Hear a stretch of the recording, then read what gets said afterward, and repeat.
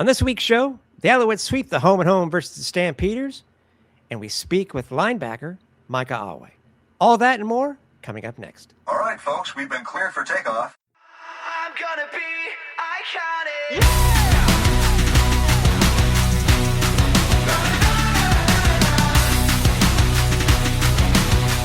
I'm gonna be iconic.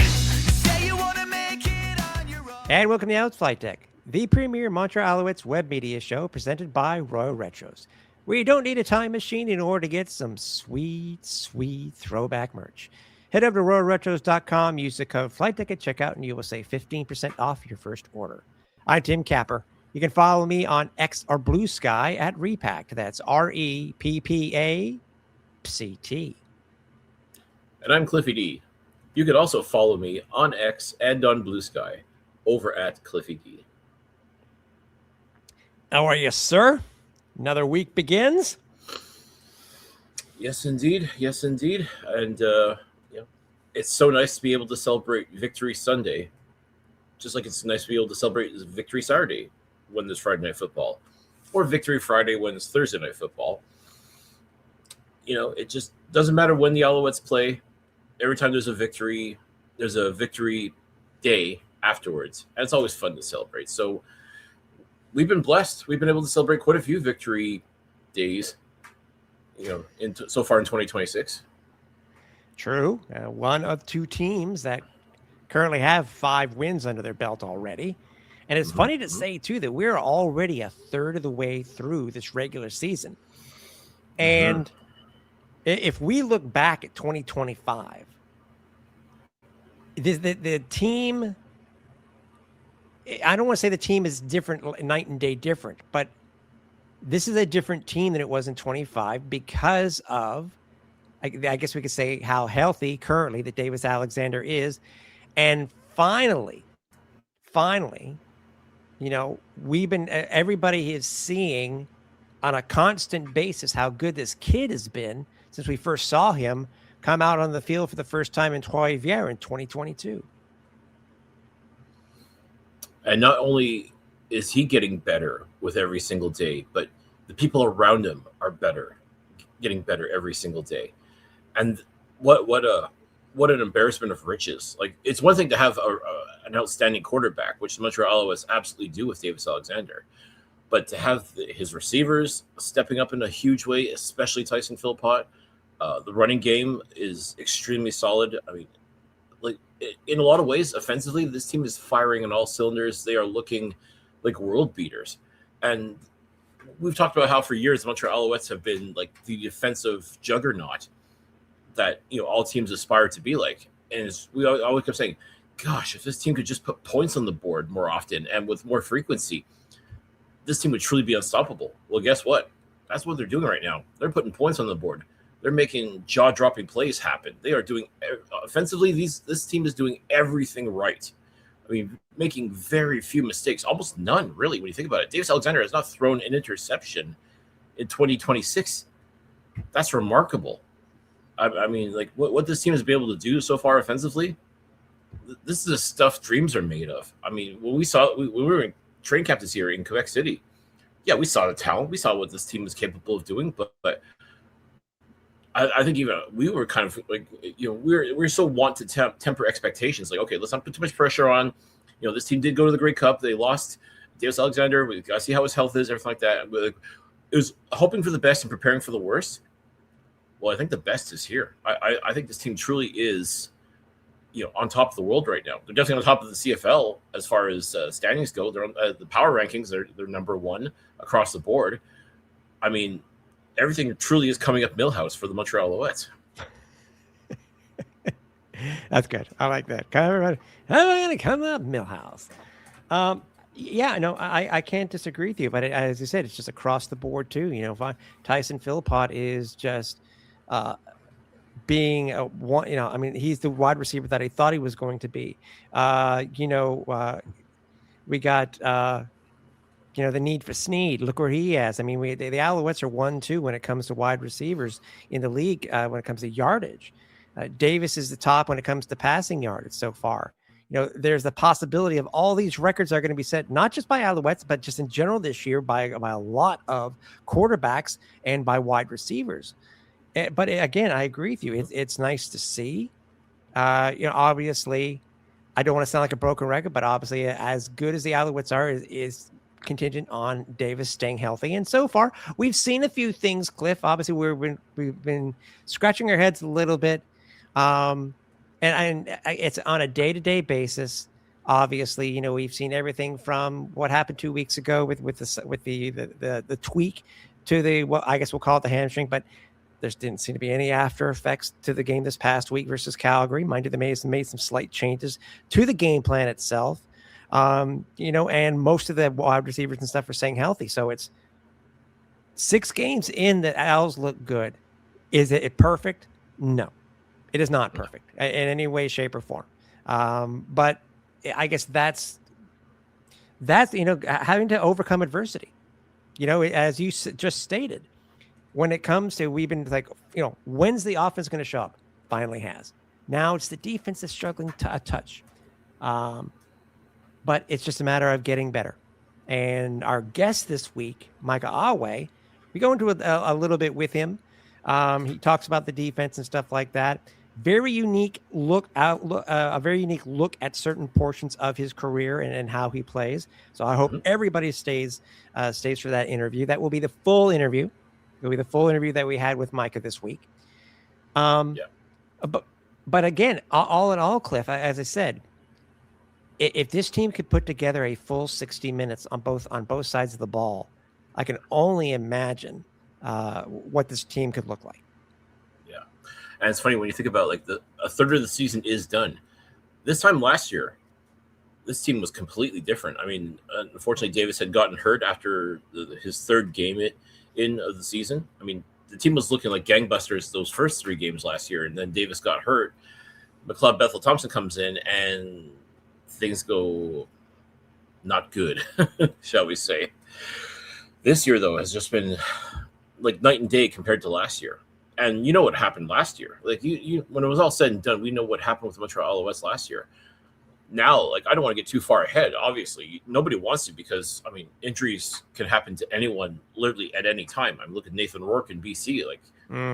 He too was starting to find his way, and obviously people are expecting him to be a top tier quarterback, but now he's out due to injury and probably going to be out for quite a bit of time.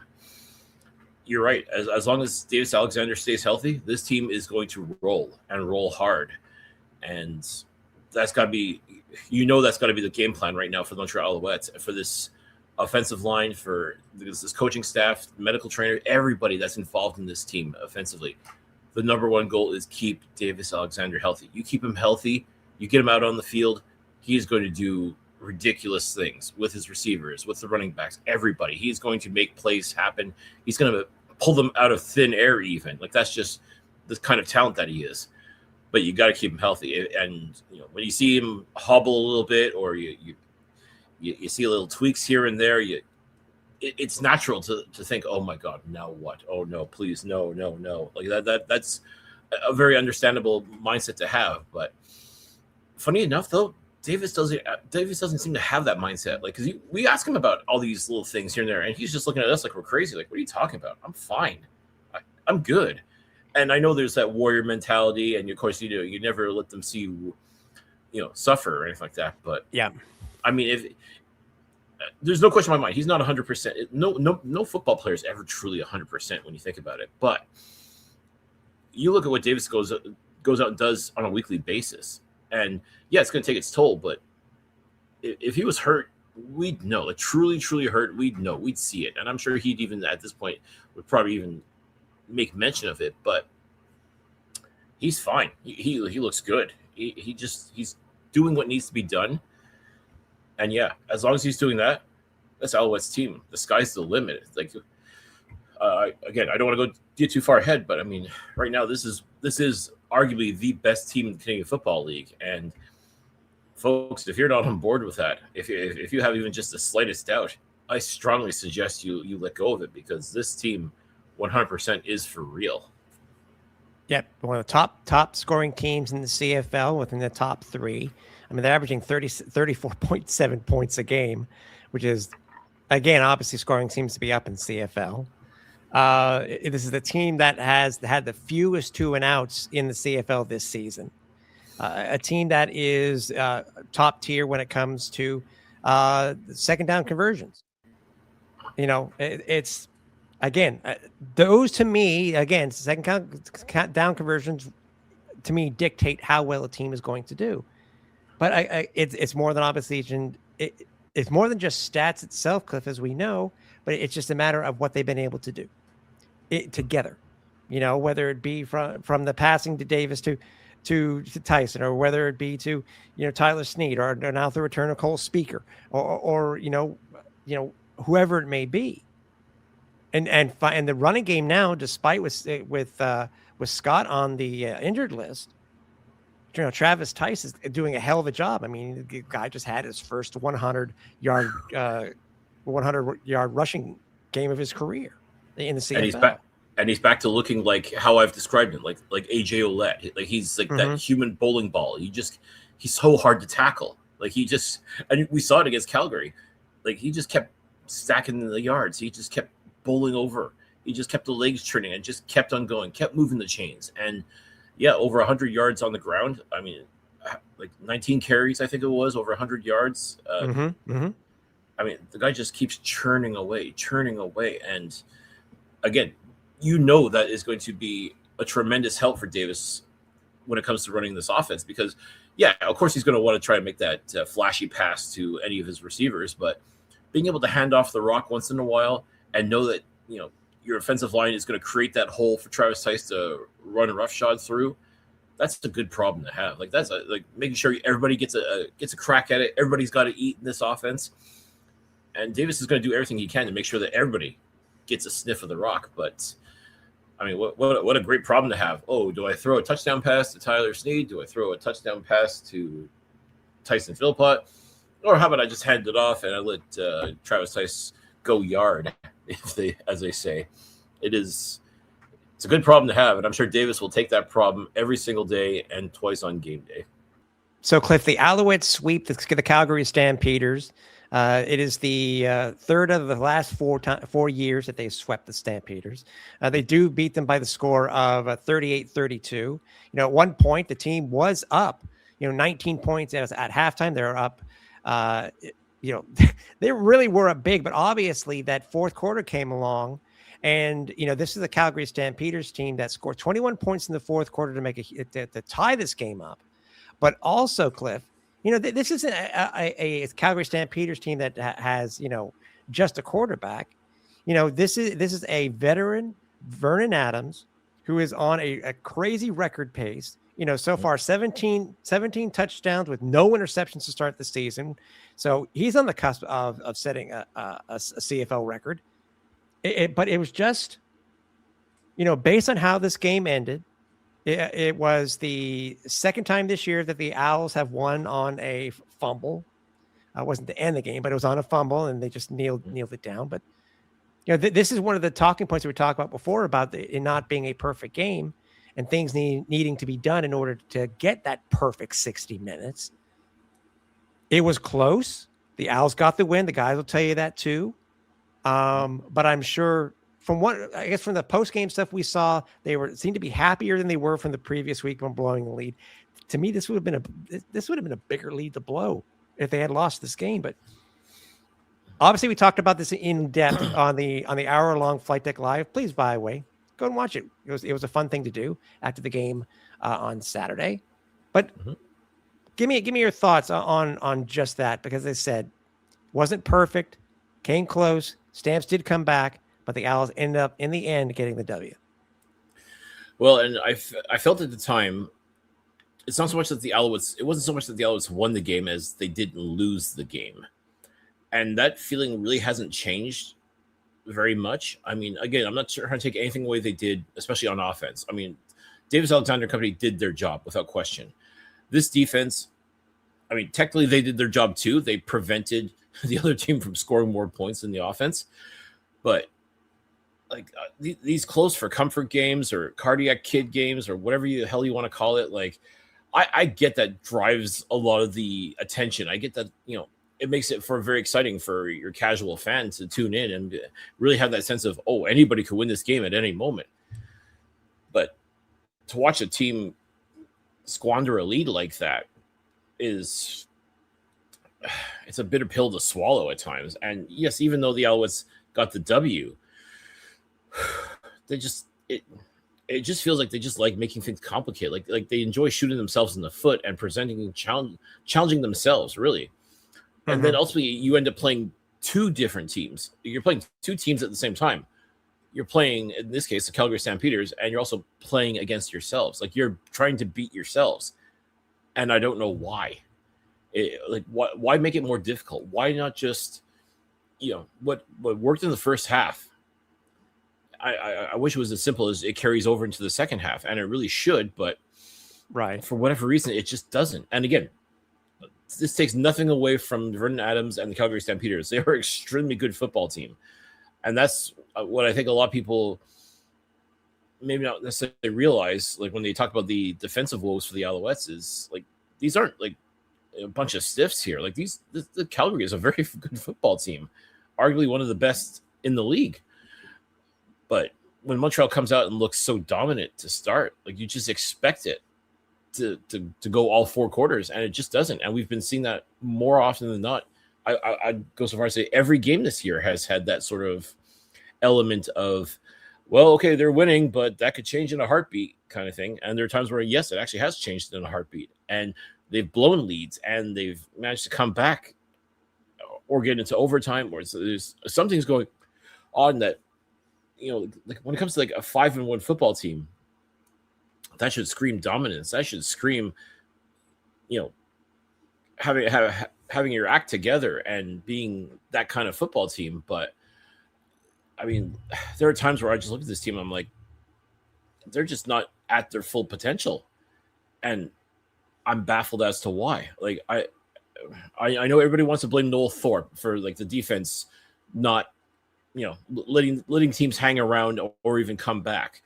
Blame special teams for the inability to, have like a kick return touchdown or, set yourself up at midfield. It does happen. I mean, every once in a while you'll get a nice return, but by and large, this team starts, more often than not, like 20, 30 yard, their own 20 or 30 yard line.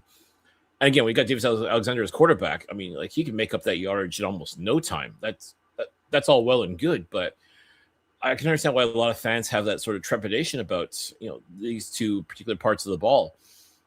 Like, especially after years of being so good, especially defensively.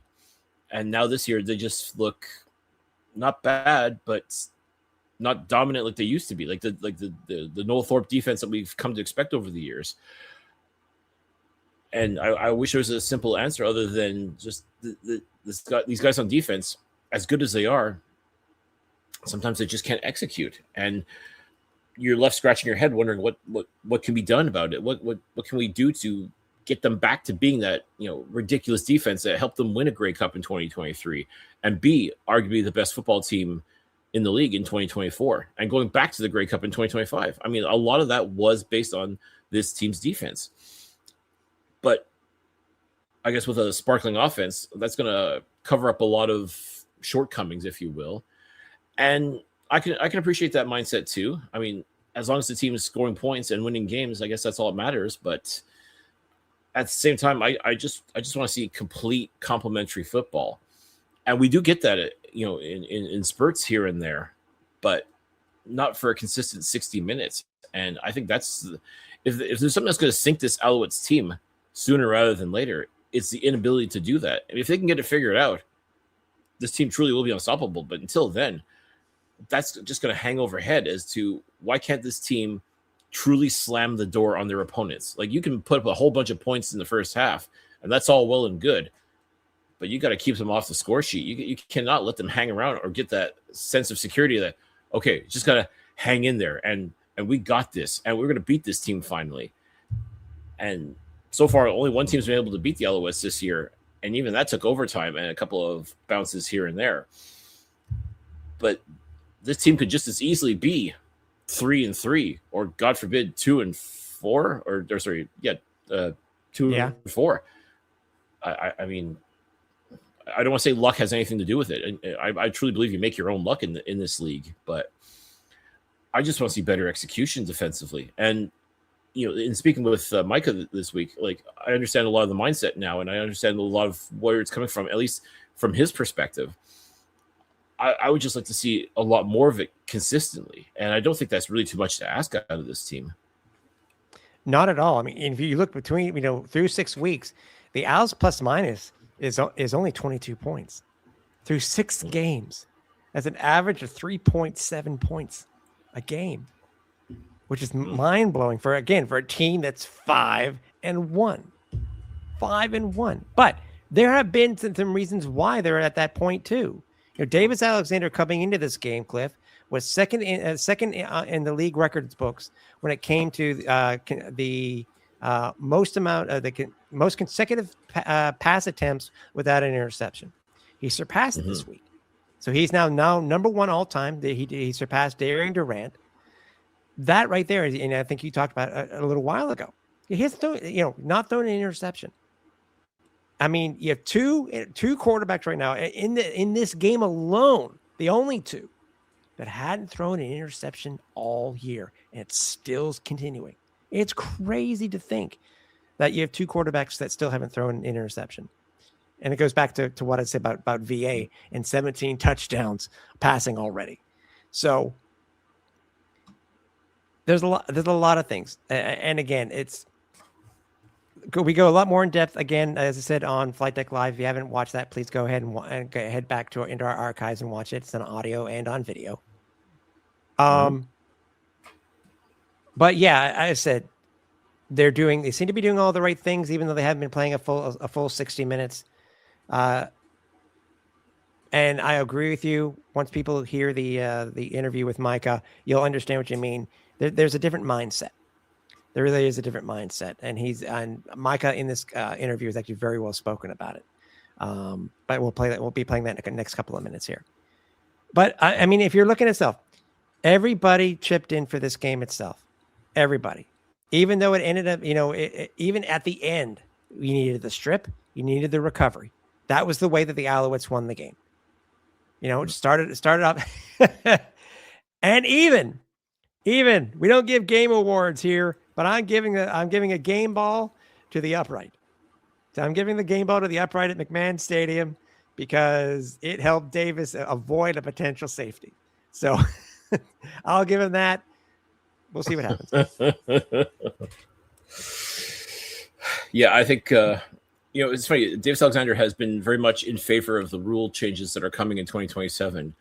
I have to wonder if he still feels the same way about moving the goalpost, because you're right that one instance where, like, talk about making something out of nothing. Like, I mean, I believe the Calgary defender had him dead to rights, but if it wasn't for that pesky goalpost being in the way, Davis wouldn't be able to get rid of the ball and turn that into a first down of all things. Like, that's just what Davis Alexander does. If we're giving out game balls, though, I definitely think we need to give one to Kasim Ferdinand for scoring his first CFL touchdown, which ultimately was the game-winning touchdown. That's when we talk about the national receiver position, of course Tyson Philpott's going to get all the headlines in Montreal. There's without question, with everything he's been doing. But he definitely needs an understudy, and Kasim Ferdinand, who was he was brought in last year and hung around for a little bit, unfortunately got let go. Brought back again this year, and look what's happened with the opportunity that he was given. He's definitely making the most of it. So, I mean, give him props for that. I mean, that's actually fantastic for him. And, with him and Tyson Philpott as the national receivers for this team, I mean, yes, Tyson's going to be doing a lot of the heavy lifting. Let's not get it twisted. But to be able to know that, again, how Davis Alexander spreads the ball around amongst his receivers, and to make sure that even someone like Kasim Ferdinand, who's a relative newcomer for all intents and purposes, to make sure that he got a tutty as well in Calgary. Whew, absolutely tremendous. Yeah. As we were saying before, when it comes to the defense, it's always nice to hear from a player who is in the trenches. And we're taking a break from our Outside the Nest series, which is returning, and obviously our Alouettes 80 series that will be returning also very shortly. But we wanted to speak with the guy who currently is playing, as I said, in the trenches. And what better way? First time on the pod itself. It was so much fun to talk with him. So we've been referencing him and the interview all show. Let's go ahead and get to it. So let's speak with Micah Awe. Always fun, always exciting to have a member of the Montreal Alouettes join us here on the Alouettes Flight Deck. And we've been doing the retro theme. We've been doing Outside the Nest, but now it's good to have an actual, honest to goodness, 2026 member of the team with us this evening. We are so thrilled to be joined for the first time here on the Alouettes Flight Deck by linebacker extraordinaire Micah Awe. Micah, welcome to the Alouettes Flight Deck. Thank y'all for having me. Appreciate it. Glad to have you on for the sole reason, for so many reasons, but this is your second go around with the Montreal Alouettes. Back in 2022, you had joined the team. Take us quickly through your thoughts of how things are back then to what they are today.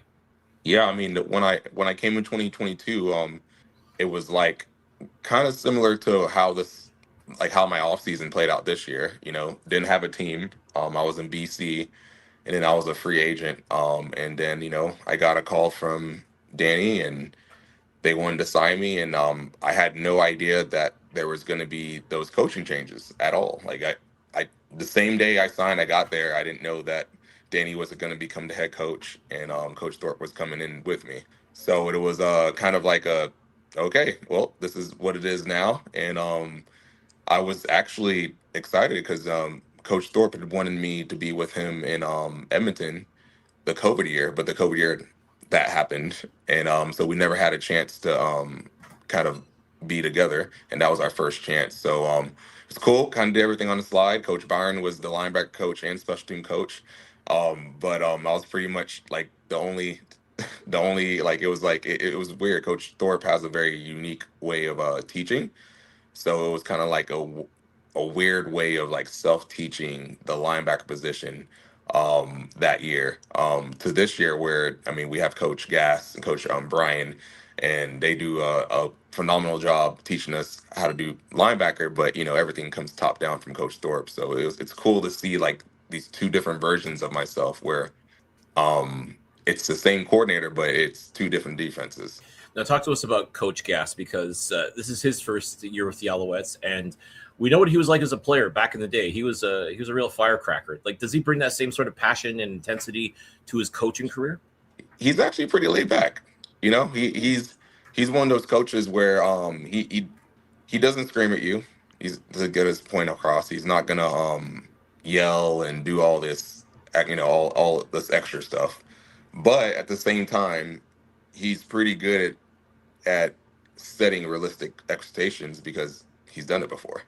And as a player, you're like, that's very relieving to be like, all right, like I get that I want to be better because everyone wants to be better.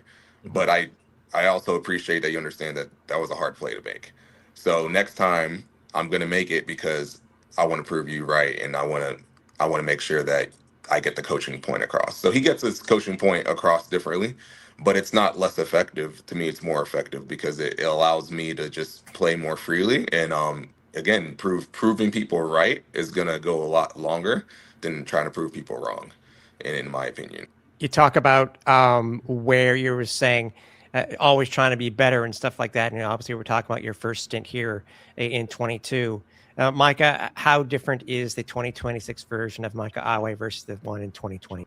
Yeah, I think he's a lot better. It's crazy because back then, 2022, year 6 or 7? Yeah, year 6 or something like that. And I would have, you asked Micah back then, I'd be like, oh, I'm a veteran. I know everything. I've seen everything.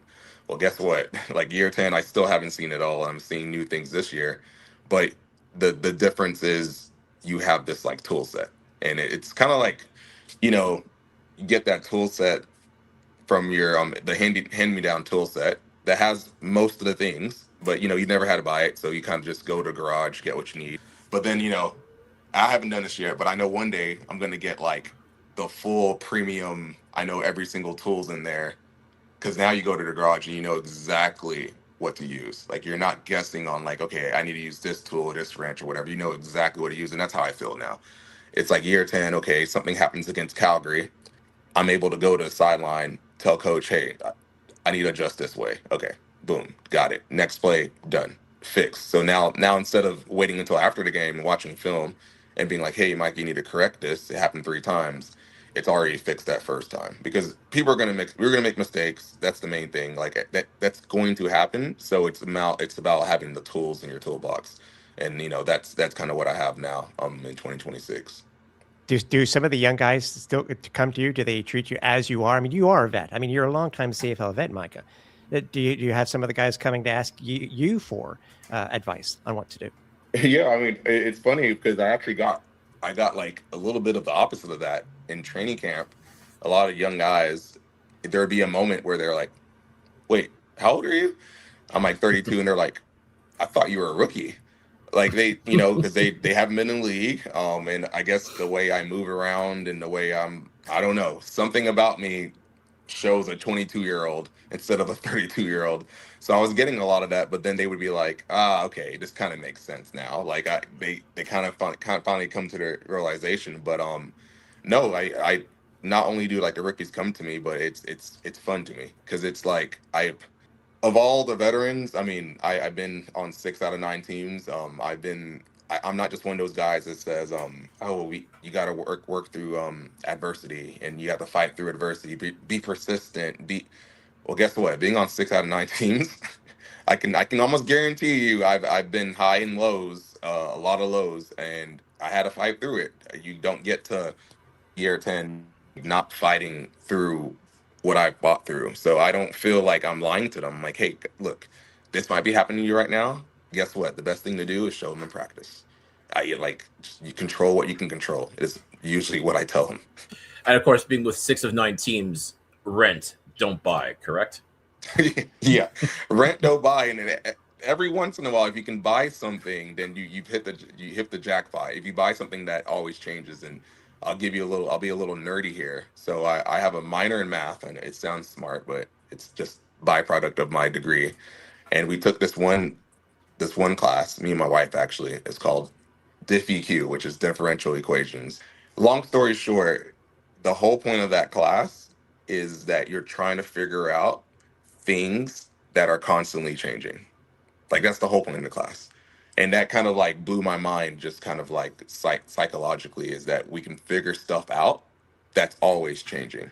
And that's kind of how I feel my career is that, yeah, okay, things are always changing, but that's also a constant. If things are always changing, then it's always going to change. So then what is the solution behind things always changing? Well, effort, attitude, getting to the ball. That's one thing that's never changed no matter what team I'm on. So that's kind of the solution I could try to give the rookies when they come to me. And it's also football too, if you think about it. The game, things will change on a dime during a game, and you got to adjust. Yeah, I mean, I'm learning so much too because I mean, coming to a team that's been there 3 years in a row, basically 4 years in a row. Um, I'm listening on Coach Moss. I'm listening on Coach Byron, Coach Thorpe, like the way they coach, and it's really a thing of beauty because talent is team to team in the CFL. I mean, I call it the Big 12 because people think the Big 12 is terrible because we're always beating each other up, in the Big 12. But I'm like, no, it's because every team is great. So just because you don't have that one team that's just winning by 60 points doesn't mean that conference is not good. But that's what the CFL is. I mean, what's the difference between us and DC? It's literally like you're talking about seconds. You're talking about plays, like 15 plays that could have went either way. So to me, the talent level has never been like the deciding factor. It's how you motivate the players. It's how the players are motivated, how they move, because that's what they do really well here, and that's what Coach Moss does really well. And I'm starting to pick up on some things that not just good for football, but good for life. Because at the end of the day, you're playing against another human. Like people forget that. So it's like, yeah, you want to be perfect, you want to get every TFL, but like this guy is also getting paid to run through you. So it's okay if they make some plays, but as long as you get that last play, and then that's kind of our MO. It's great philosophy, and it goes back to what you were saying before. Control what you can control. You can't control the score, but you can definitely control how you react to certain plays and certain moments and what have you. So that's incredible. Let's talk about this defense here in Montreal. I mean, obviously the offense is firing on all cylinders, and you guys on defense you're doing the thing, but at the same time, these games are a little bit more adventurous, a little more tighter than maybe a lot of fans feel they should be. Where do you see this defense in 2026 so far? Not just from your perspective, but from like an overall picture.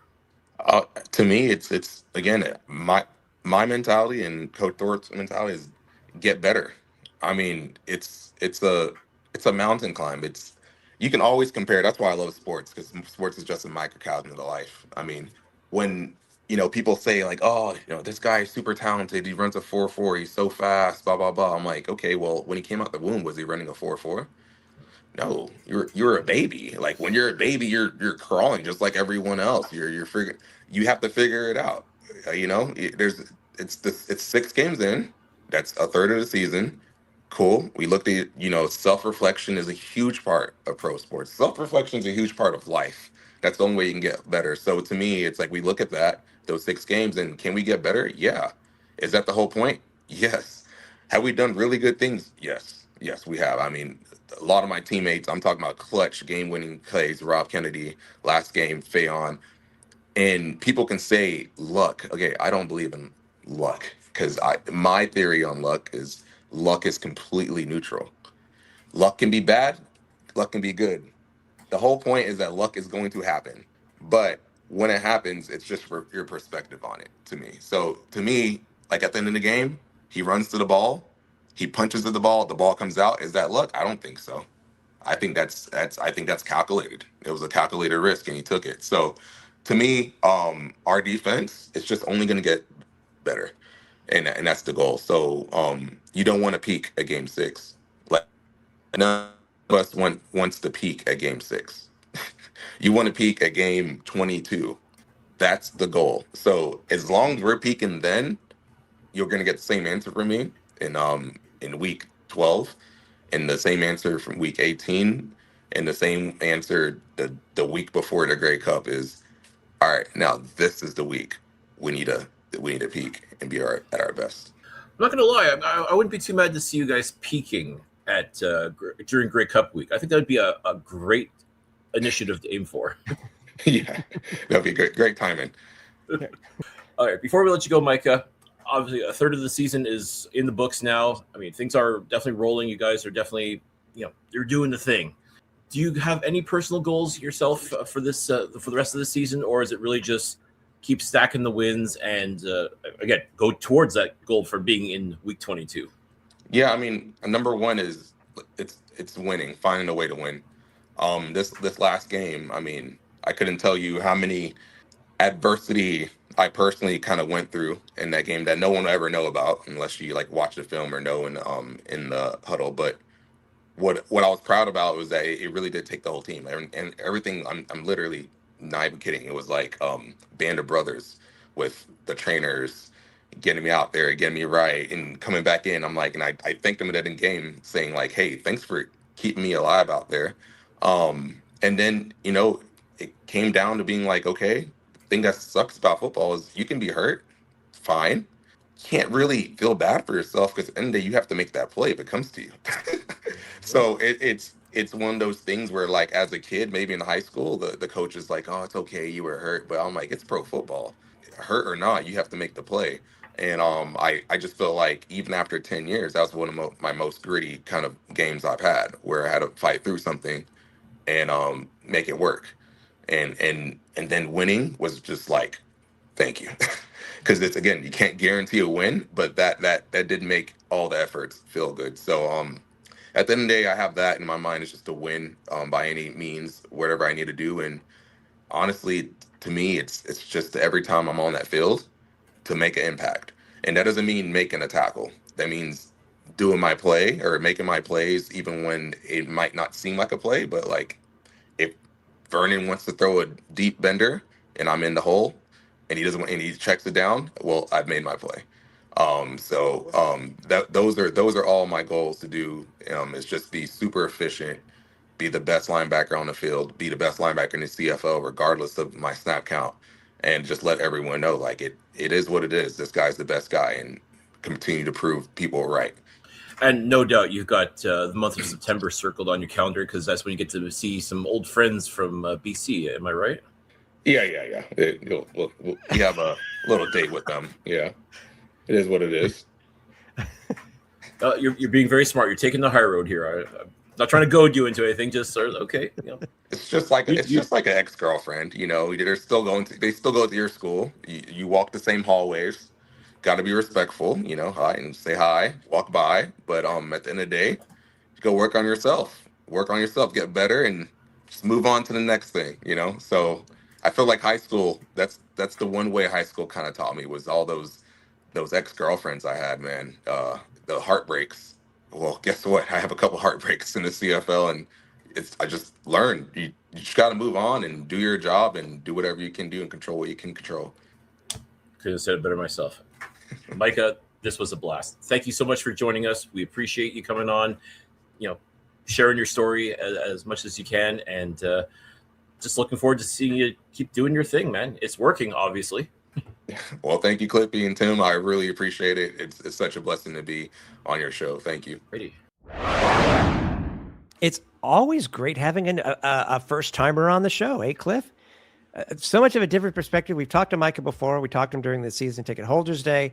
We've seen him before give interviews when it comes to the post game, post practice scrums and stuff like that. This guy has stories for days. We hope to have him back on the show, obviously, because he seems to be one hell of a storyteller. But I will admit, he gave a very different perspective, I think, on what it's like to be a guy who's playing in the trenches on the defense. And I can understand, like a lot of CFL fans, with some of the unfortunate stuff that's happened with Micah, as far as they call it headhunting or targeting or stuff like that. He plays close to the edge. I think even Micah would say that's just how he's wired. He just plays very close to the edge. He's not a dirty player. I know a lot of people like to say that about him, and of course the CFL certainly doesn't mind, taking a good portion of his paycheck as a result of some of those plays. But just in that interview, you saw how cerebral he is. You see how, he's very much a thinking man's football player. And I love that. I love someone that doesn't give boring boilerplate answers. Like you can see he's very thoughtful in how he comes across, and clearly well educated, and a student of the game as well. I mean, like I think he said he's like he's a 6 of 9 teams in this league. So could he end up being another Kevin Glenn? I hope not, because I hope he actually stays put in Montreal, because he's shown. I think he got a taste of the good life, back in 2022, and that made it so much easier for him to come back here. And I still see him very much as a strong part of this defense. Like, this front seven goes so well with him. And as far as I'm concerned, like, despite the miscues here and there, these penalties that we could do without those, but at the same time, you understand kind of what kind of football player he is. So, my hope is that, no more getting dinged, no more, hit guys by all means. You got to do your job. Just don't kill anybody. Like, I mean, and it's funny. I kind of gave him the gears a little bit after the first Calgary game, as far as, don't hit my quarterback like that, man. And he's like, hey, he's my guy too. Like, he and Vernon were teammates too recently. So I mean, like, he doesn't want to do anything to hurt it. He doesn't really want to hurt anybody. That's just the way he plays. So great to speak with them. Great to speak with Micah. And yeah, definitely, I would love to have him back on and just hear some more stories out of him, because I got a feeling there's a lot there. I think there's a potential book even when it's all said and done. I mean, obviously he'll wait till his career's over before he even considers that, but I'm willing to bet he's got some pretty good stories to tell. I'm sure, and considering that we heard how we were melding defense and math, can we give him the nickname the mathematician? Is it possible? How about mathlete? Like a true mathlete? Yeah, well, I wouldn't think Micah would be a nerd. Because when I think of mathlete, and I mean, maybe that's just a stereotype in my mind, but I don't know. What do you guys think? Mathlete or the mathematician? So, but either way, very cool. Very cool. And I agree. We got to have him back. Yes. Don't forget, we are on social media. You can find us everywhere. You can find us on X or Blue Sky over at Alouettes FlightDeck, Facebook over at Alouettes FlightDeck Pod, and Instagram and YouTube over at Alouettes FlightDeck. Speaking of YouTube, make sure you do like it. Do subscribe. Like the show. Hit the bell button to make sure that you know when either A, we have a new show is available, B, one of our special interviews do become available, or C, when we have the next episode of Flight Deck Live. It's the best way to follow us. Also, you can head over and check out our entire archive on audio over at www.alouettesflightdeck.ca. Looking for merch? Something from the logos, our logos. If you know, you know. There's a lot there to choose from. Head over to flightdeckgear.ca. And we want to thank our presenting sponsor, Royal Retros. If you go to royalretros.com and use the code FlightDeck at checkout, you will save 15% on your first order. Last night, you and I they were talking, we were watching the Turf District, one of the Edmonton Elks podcasts. And they were talking about when it came to, because they were talking about, they were doing their choices for the week on who they think was, who's going to win this in week 8.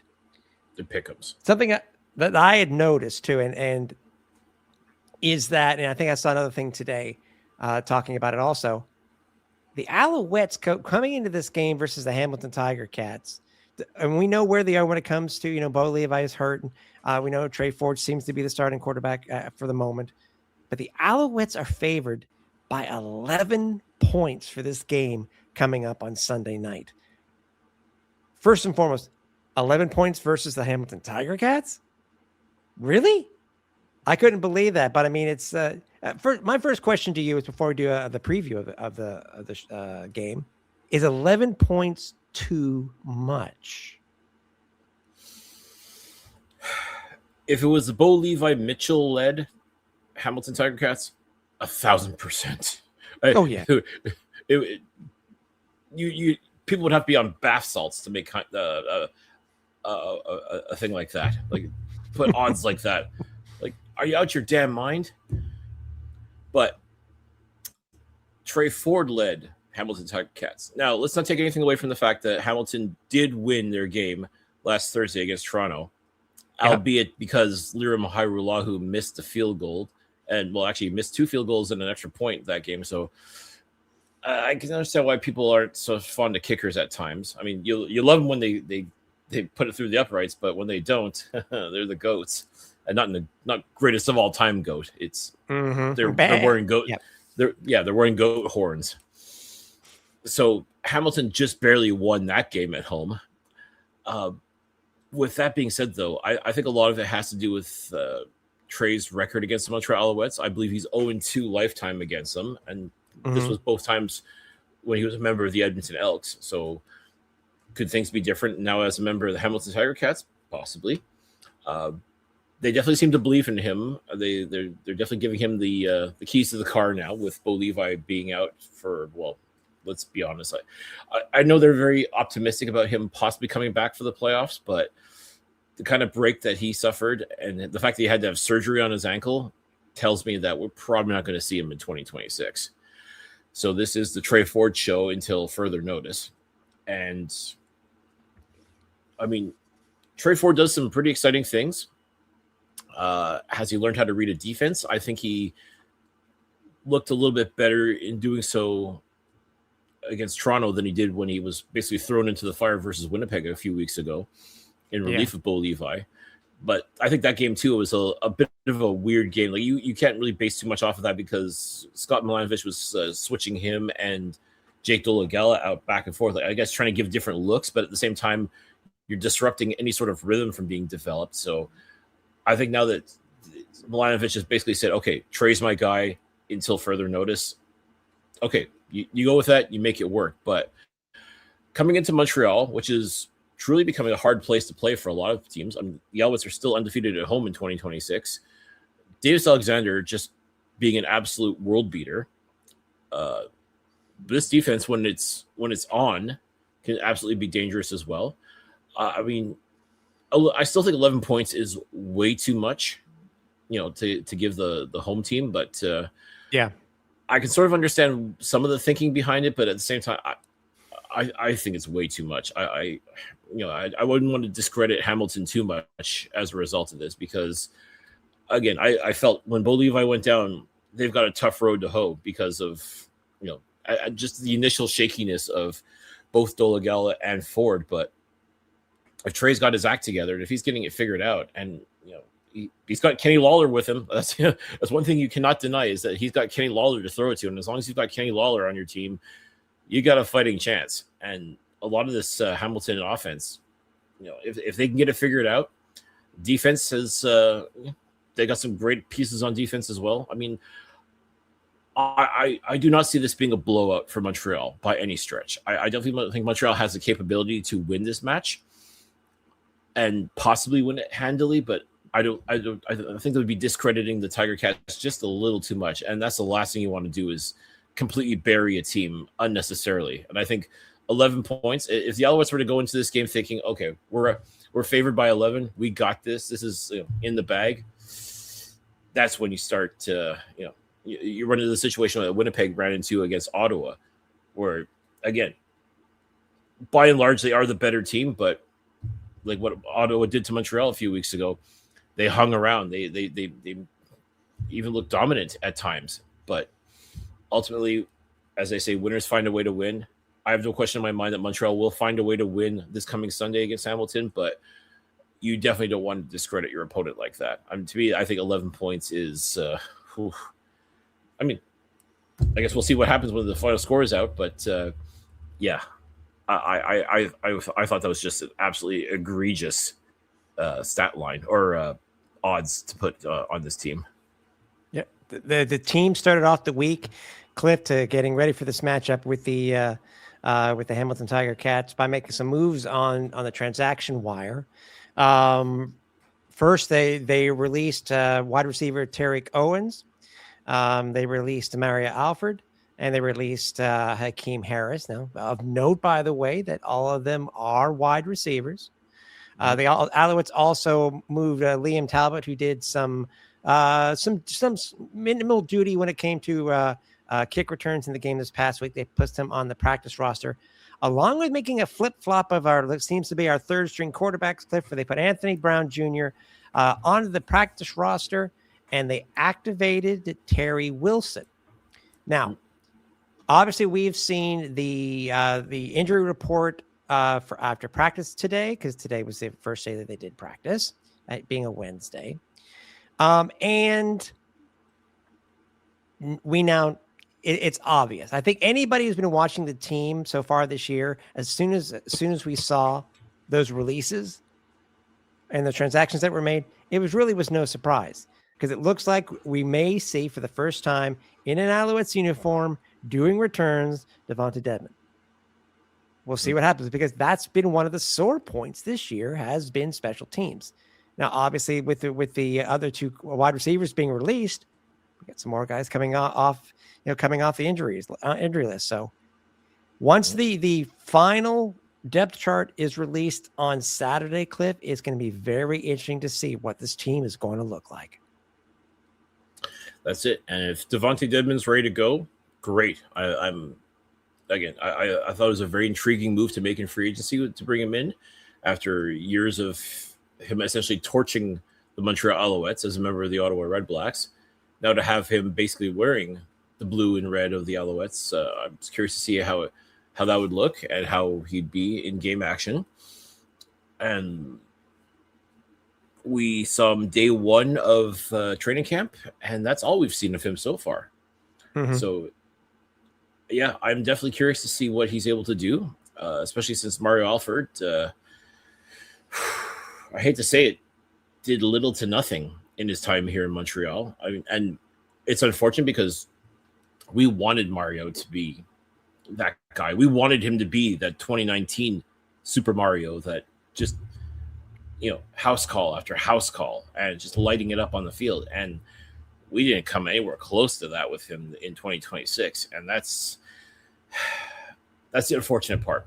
I mean, Father Time remains undefeated. I'm not saying he's old by any stretch, but he's not the explosive player that he was back in 2019, lighting it up. That's just the way it is, unfortunately. I mean, he won a Grey Cup last year with the Saskatchewan Roughriders, but even then, you can still see in some of his games there that he would make business decisions, shall we say. Like, he wouldn't have those crazy returns because, when you get into the trenches and you start trying to, take it back to the house, good chance you're going to get hit along the way. And I feel like there's a couple times where Mario saw the hits coming and decided veer off to the side and go for the relative safety of the sidelines. And again, if that's a business decision, I respect that, because again, you got to take care of your body, but at the same time, we don't want to see a 20-yard return only. We want to see a house call. We want to see bring the ball to midfield to let Davis Alexander and company do their thing. And Mario simply just wasn't doing that. Phillip Brooks before him wasn't doing that. We're hoping and praying that Devontae Dedmon can do that. Only time's going to tell on that one, but it's unfortunate that Mario got shown the door, but not altogether surprising when you think about it. No, not at all. Not at all. I mean, again, we talked about it at in the first segment of the show itself, Cliff, is that, it hasn't been perfect. Defense, there have been some issues on defense, and there's been some issues when it comes to returns. And I'm like you, I'm interested to see what he can do. We know what he did. We know what he's done before in the past. His reputation precedes him, without question. Yep. So he has a lot to live up to. Man, if that first kick he takes it back, you know what I mean? If he does, it'll be well worth it. So, yeah, you would be like, is like in Dumb and Dumber. It's like, just when I think you couldn't possibly be any more stupid, you go and do something like this, and totally redeem yourself. There you go. Again, along with these changes, Jareth Stearns looks like he's going to be activated. He's coming back from a broken hand. It looks like that we have others that are coming back. I mean, it's going to be. It's funny. We already have Cole Speaker back too, so I mean, I know. All of a sudden, this wide receiver room is getting a little bit crowded. And again, this is a good problem to have because, as we talked about, Davis Alexander spreads the ball around very nicely to everybody.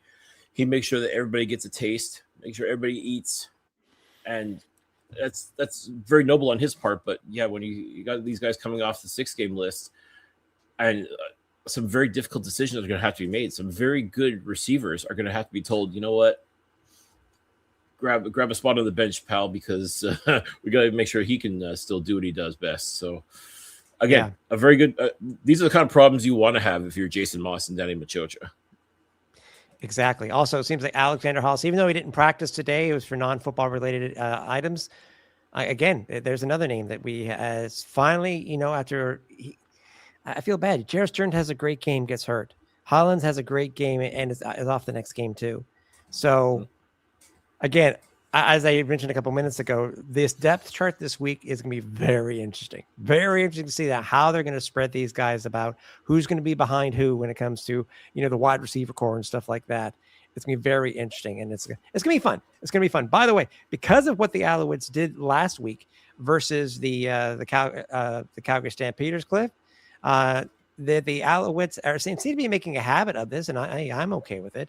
But both Davis Alexander, Cliff, and Travis Tice, they're named among the CFL's top performers of this week, of last week, rather. Thoughts, man? Because as I said, we know what Davis did, 402 yards. We know what Tice did, first career 100-yard game in the CFL. I mean, currently he's leading the league with 2,181 yards through 6 games. And, it's just crazy. But again, Alouettes show up in the Players of the Week. Just another day at the office for big play DA, number 10, QB1, QB fun, whatever you want to call him. That's just what he does, and he makes it look effortless. It's remarkable. I mean, putting up the numbers that he does and just doing it so well. And you keep saying it, and it's so true. This team is going to go as far as what Davis Alexander is going to take them. And obviously, he can't do that if he's on the bench because he's hurt.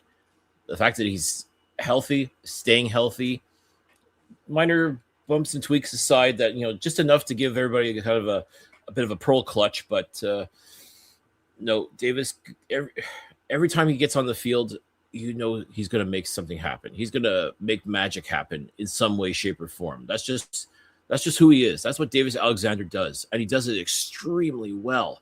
And it doesn't matter who you got lining up beside him as far as receivers go. It doesn't matter whether it's Travis Tice, Stevie Scott, whomever in the backfield. Just give Davis some guys that know what the hell they're doing just a little bit, and he'll make it work. That's what he does. And the numbers don't lie. Look at what he's been able to put up week after week after week.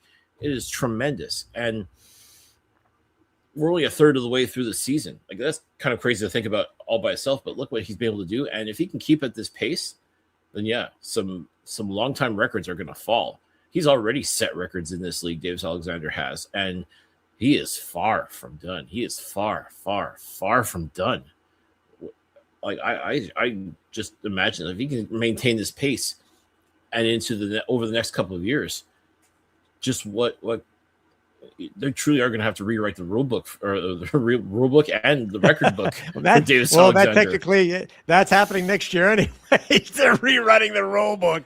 So yeah, I don't know if it's necessarily going to benefit Davis Alexander. I mean, he has said he's not opposed to these rule changes, but definitely without question, the record books are going to have a lot of number 10's name there, and it is just remarkable to see. And you think back to last year when he was like he missed half the season due to his injury, and I'm sure Alouettes Nation probably feels robbed of what could have been.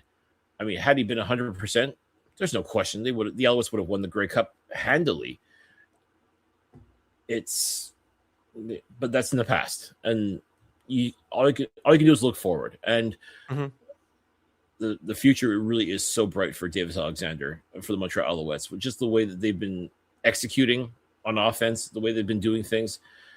Just need the defense and special teams to kind of play a little catch up, get up to that level.